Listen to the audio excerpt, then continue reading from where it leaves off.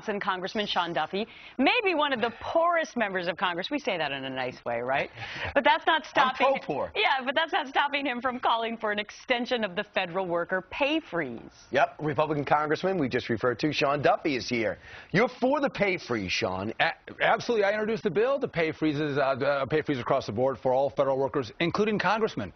We have a federal pay freeze in effect right now, but it doesn't include congressmen and women. We think that's wrong. So my bill actually carves your congressmen and women back into. Do you sit alone at lunch? We're going to see this. This is going to come up for a vote on Wednesday, and we're going to see how Democrats and Republicans vote for it. All right, so let's take a look at how it all fleshes out with regard to pay. We're going to compare federal workers versus private workers, and you can see over on our big board there.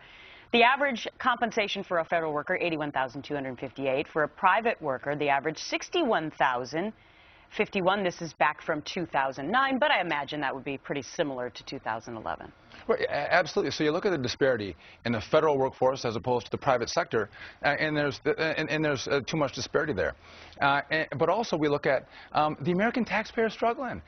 Many of they're working less hours, number one, but number two, they've taken pay cuts. So why are we going to give the federal employee a pay increase at a time when the federal taxpayer is making less money? It doesn't make sense. Right, and Democrats in particular seem to be against this. And the president's also saying you guys should get a pay raise. Well, that's right. So the president has come out and said we want to give all federal workers a 0.5% pay increase. We're saying let's continue with the freeze.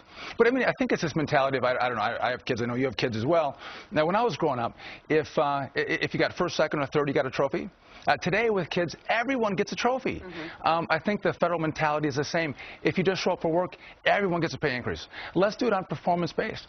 I do have a certificate that says fourth place in the broad jump at some recreation. So they were actually giving out some awards. Congratulations. That's wonderful. If members of Congress got paid based on approval ratings, that would be much less. So that's something to factor in as well. A good, interesting point on that. The Senate hasn't passed a bill in over 1,000 days. So if you want to talk about performance-based pay, the Senate should get a pay cut. All right, let's talk about the Restrict Act, because this really has people fired up, because it just exposed something that's going on. The insider trading that happens on Capitol Hill. If I hear the TARP's coming out of a committee meeting, I dump my stock the day before, and then next thing you know, all this money floods in, and it becomes clear that all these banks are about to fold.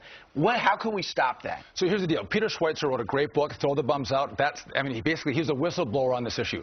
I saw the story and introduced a bill called the Restrict Act. It's simple, it's easy. What we do is we make sure we have congressmen and women put their money into a blind trust. We have a separate manager managing their funds, and so that means the information you come across as a congressman can't be used to personally benefit yourself. So who would be against that? Well, good point. Everybody.